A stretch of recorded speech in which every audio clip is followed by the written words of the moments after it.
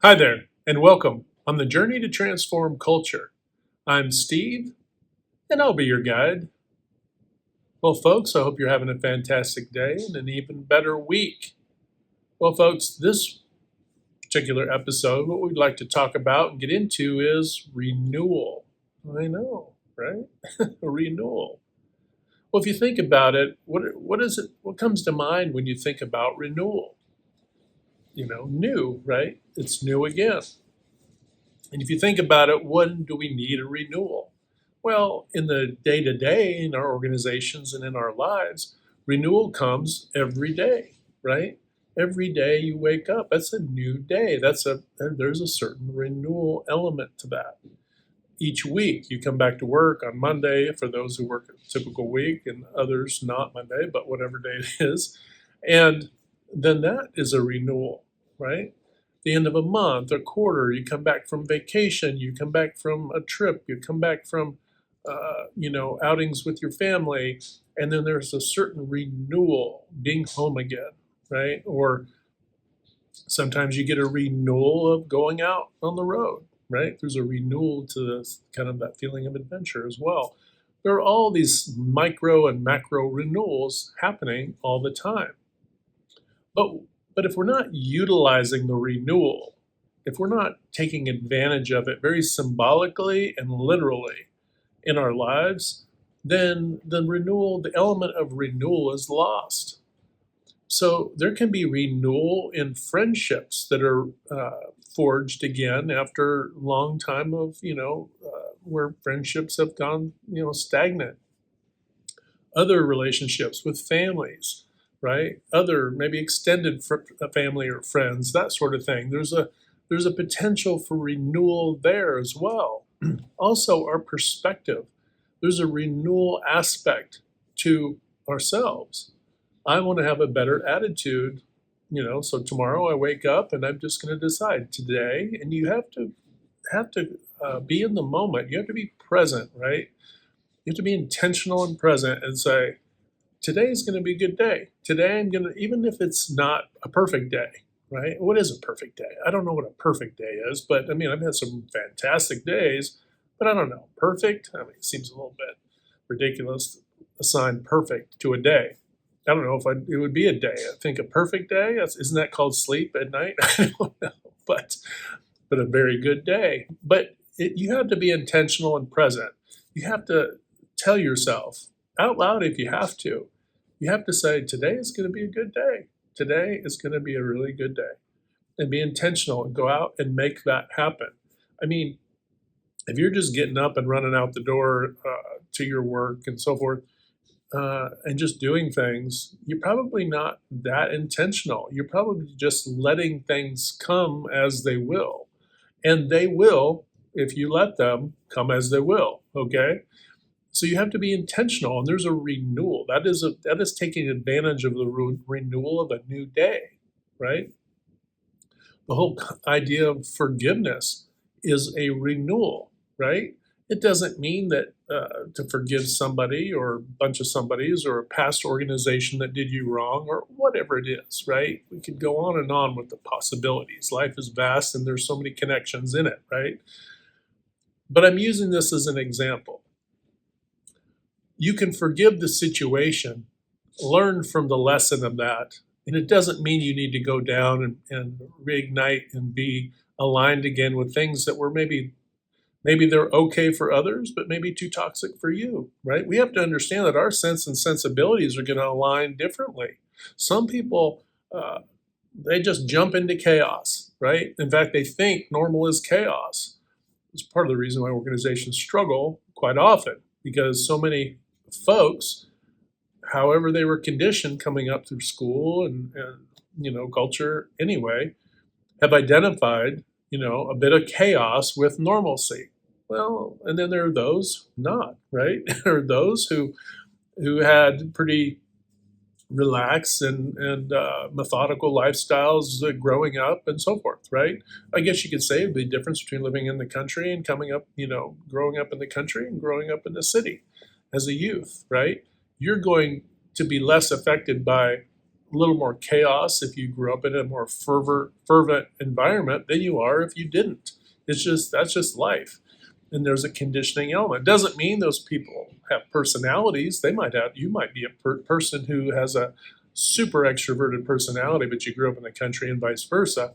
And then so it's not all about conditioning. Some of it's about our makeup, our internal makeup, and also how the people affected us in our lives. So there can be a renewal also to understand that, you know what, I really need to dial it back a little, right? I need to dial back some of my, it's one thing to be enthusiastic, it's another thing to be frenetic, right? When we're frenetic, it's like energy that is not, it's a little bit, I won't say completely chaotic and out of control, but it can be on the line. Enough so that it might upset the normalcy within an organization, potentially in a family or in a friend group or any other relationships, right? So this is why the whole idea of a renewal isn't just about taking advantage of the next day, week, month, whatever, which it is, but it's also about internal reflection. And it's also part of that renewal, that internal reflection is you don't need to carry the pains and betrayals and mistakes of the past. We've all said something, whatever, or did something that we went, oh, I guess, really wish, because we're so harsh and judgmental toward ourselves, right? Part of that renewal is not judging yourself so harshly. 99% of the time, most people didn't even pay that much attention anyway. Not always, but sometimes it's the case. And then where you think that there's a thing, then you can immediately say, you know what, I apologize for that, and then move on. But always do our best, put our best foot forward, and obviously we can't cross the ultimate lines that are just bad. We just can't do that. But all that being said, renewal, right? And we have to give others the chance, right? We have to give people a little bit of room to fail, right? So you can get over the course of these videos, you may have picked up a little bit on the fact that we're talking about, you know, obviously we want to talk about this most ideal form, but nothing's ever perfectly ideal, right? It's always a striving. It's always, if you're a race car driver, hey, I want to be faster. I want to have more control. I wanted this. I wanted that. You dial it in. You work on things, and life is a lifetime of working on things. Okay. Some of us learn pretty quickly how to be, or quickly, early, say relationships, right? People who dated a lot when they're young probably became a little bit better in long-term permanent relationships as they got into the more later adult years, right? Because they failed enough. And there are those who maybe didn't date hardly at all. I'm using this as an example. And then maybe those lessons came harder and later in life, right? And no different if we're talking about finance or being organized or all of these things, right? Just so many things. So don't judge yourself harshly, because there are some things that you just haven't learned to get really good. You haven't learned potentially yet, and you haven't maybe worked on them yet, right? To a higher or greater extent. But as you do, if you start looking at every day and every opportunity as a renewal, okay? I mean, literally, you could be looking at your first half of your day and your second half of your day, the second half of your day being a renewal to a really bad start of the beginning of a day. You may have had a terrible morning, right? First half of the day. And it's just awful. And then you go to lunch and you just take a minute and just kind of dial it back and go, okay, right? You come back and you say, you know what? I'm going to turn this day around and be committed to that, right? Have the volition and see it in that way. And we have to see each other and give each other, as I was about to say before, a little bit of room to fail. Doesn't mean we want people to fail. It just means we need to understand that people are going to fail, just like we have failed in our lives, right? We have had these moments, as I was talking about before. And because we have had these moments and have failed, guess what? So have others, and so will others as we go in life. And because of that, we have to give people a little bit of latitude, right? We can't be just trigger happy to jump all over people when they say the not quite perfect thing, or these sorts of deals, right? Withhold judgment is a good place to start. Be discerning, but withhold judgment, right? Because really, a great man once said, "Love your neighbor as yourself." And really, if you can't love your neighbor as yourself, if you can't love the people around you, even if I don't mean in romantic love, but love them. If you can't love and respect, right? Because I think sometimes, we throw out respect, but we don't see how the in a relationship that respect is really a love, right? And but if we can't love others, think of it this way: if you can't love others within your own small circle, within your little bit broader circle, maybe your organizational circle, if you can't love the people who you're around, not saying they're perfect because we're not, but if we can't love them, can we really say we love ourselves? And then doesn't all of the frustration that we pass on to others become a mirroring effect? We're basically being a hall of mirrors to one another, things bouncing off one into the other. I don't feel good about myself, so I'm going to make you feel bad. And it's through these subtle little ticky tack things, little diggy dig things. It could be communication. It could be in how we carry out work. It could be in all kinds of things. How we hold grudges. Maybe, people keeping score. People keeping score over, a period of time, not being in a state of renewal, not taking time to have renewal for themselves, becomes them keeping score against everybody else as well as themselves, right? Heart judging themselves and others very harshly, remembering back every year, every month, every da da da da da. And it is true, we do have to heal the wounds of the past. But we don't need to choose to pick up that luggage and drag it forward in our lives. At some point, we have to make the decision, you know what? I'm giving it up. I'm giving it up because I can't carry the toxic luggage for others. And if they're not going to carry their own luggage, why should I carry it? Right? And sometimes it can be because people care, the people who tend to care more in the room tend to be the ones who get, maybe the most irritated the most quickly. And why is that? Because they want there to be harmony. They want there to be a common ground, a justness to things that go on. And because of that, when that isn't the case, then what? They're going to be disappointed. And sometimes we do set ourselves up. Sometimes we do set the bar too high for others. And we have to acknowledge that sometimes, and then what's the antidote? What's the antidote when we set the bar too high for others, even if it's subtle within us and we don't really figure it out, but maybe they're irritating us because of a certain thing, this or that, who knows, right? A million things. But if we set that bar too high and they failed to meet it, did we communicate that there is a standard that we expected to begin with?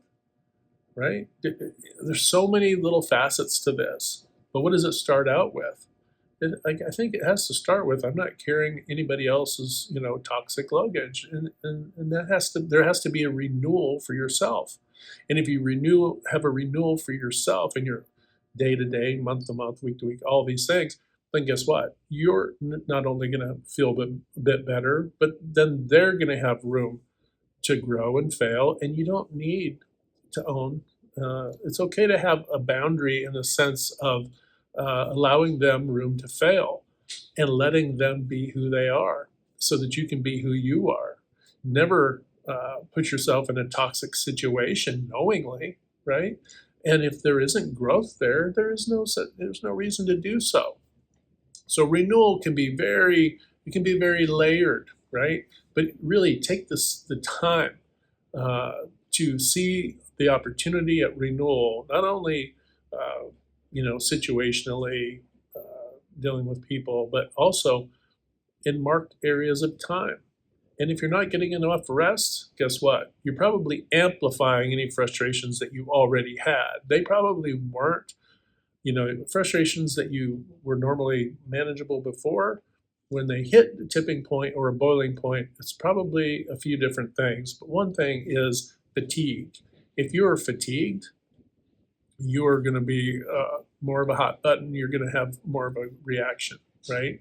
If you're stressed, fatigued, people in mourning, all these different things. There's so many facets of life that could be pushing your fatigue, right? Pushing you into a deeper uh, area of fatigue.